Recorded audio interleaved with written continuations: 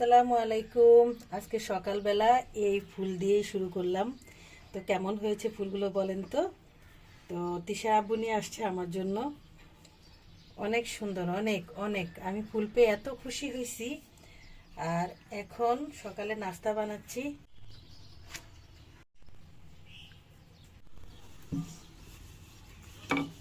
রাখি, কারণ পোকামাকড়ের ভয়ে প্রতিদিন তো আমরা এটা ধুই না, এই জন্য আর কি একটু সেফ রাখার চেষ্টা করি,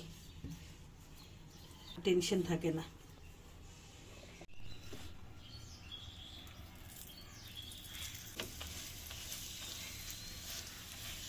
পরোটার খামিটা অনেক আগে করে রাখলে পরোটাগুলো এভাবে একটু ফুলকো ফুলকো হয়, খেতেও ভালো লাগে।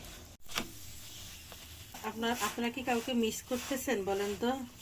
এখানে কি কেউ মানে মিসিং?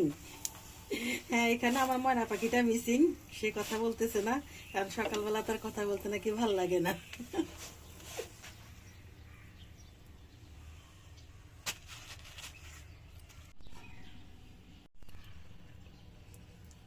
এই তো, এটা হচ্ছে ছোলে বাটুরি। তো আমি এটা আগেই রান্না করে ফেলেছি। এখানে আলু, পেঁয়াজ, কাঁচামরিচ, টমেটো সব কিছু দিয়ে একটু মশলা দিয়ে রান্না করে নিয়েছি।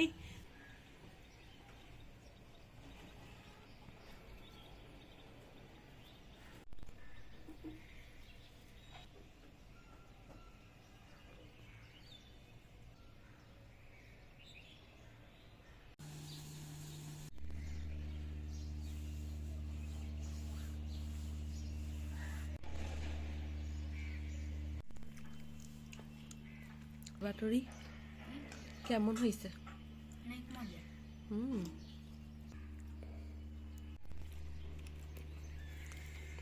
সবার নাস্তা করা শুরু, আর নাস্তা অনেক মজা হয়েছে। অনেক মজা, অনেক।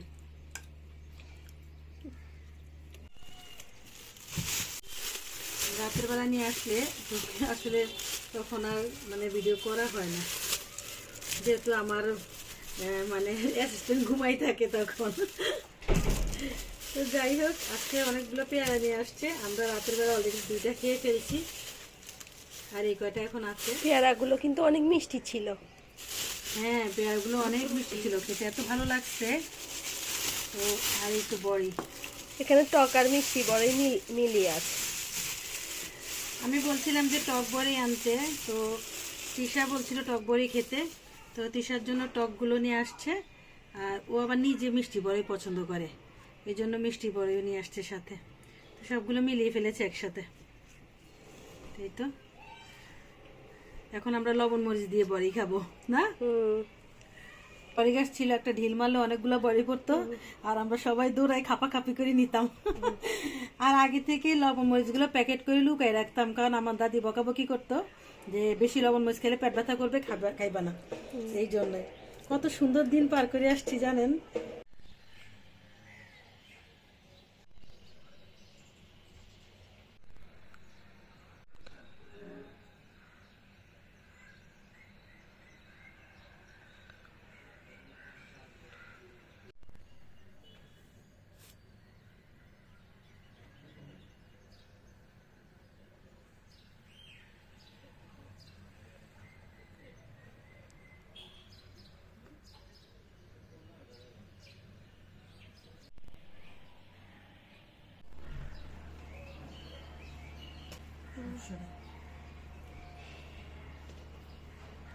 লবণ মরিচটা নিয়ে আসো তো, বাইরে রেখে আসছি, ফ্রিজে আছে। মাখা করতে ভালো লাগতেছে না অনেক, যে লবণ মরিচ দেখা বড়িগুলো নিয়ে আসো।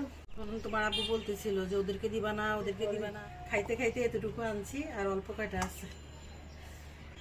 আর আমরা এখন পেয়ারাও খাবো, বড়িও খাবো।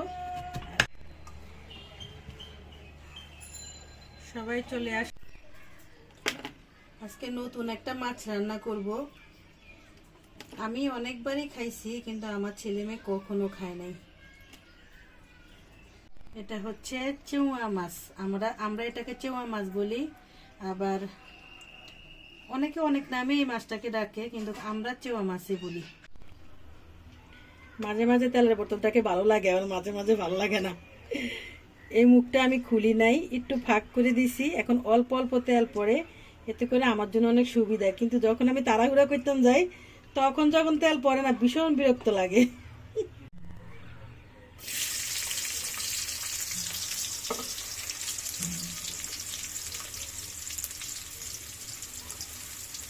পেঁয়াজ কাঁচামরিচ দিয়ে দিলাম। এই তো কালকে রাতে 10টার সময় বসে আমি এই এই রসুন ব্লান্ড করছি। কেন জানেন? কারণ সারাদিনে আমার মেয়ে আমারে একটুও শান্তি দেয় না, মানে সময় পাই না, সে একটার পর একটা ভিডিও চালাইতে থাকে।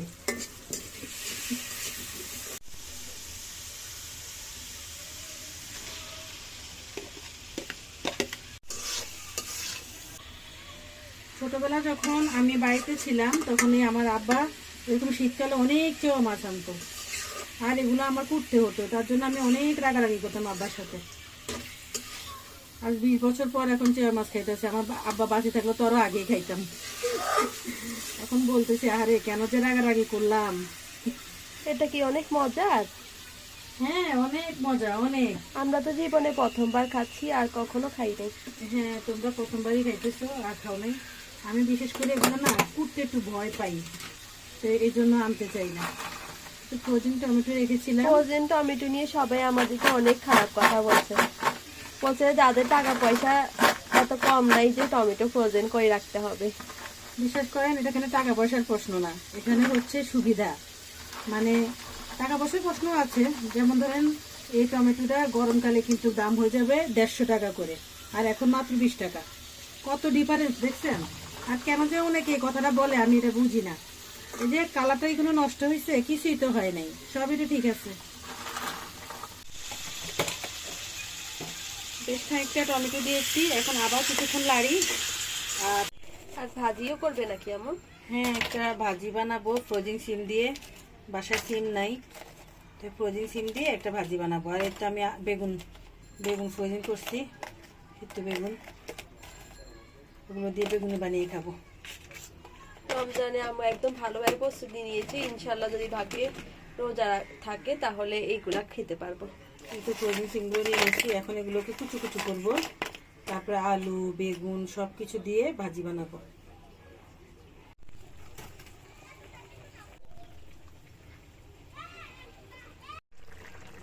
রান্নাটা হয়ে আসছে প্রায়, আর এখন একটু ভাজা জিরা গুঁড়ো দিয়ে দিচ্ছি।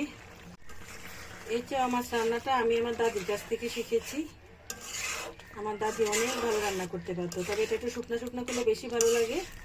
তো আজকে আমাদের কোনো ঝোলের তরকারি নাই, এই জন্য আমরা আর বেশি শুকাবো না। তারপর বেশি করে ধনিয়া পাতা, এই ধনিয়া পাতাই হচ্ছে এটা মেন। শীতকালে ধনিয়া পাতা ছাড়া আমি কিছুই রান্না করতে পারি না। তো ভাজিটাও রেডি হয়ে গিয়েছে। আজকের ভাজিটা কিন্তু অনেক মজা হবে। হ্যাঁ, দেখেই তো ক্ষুধা লেগে গেল।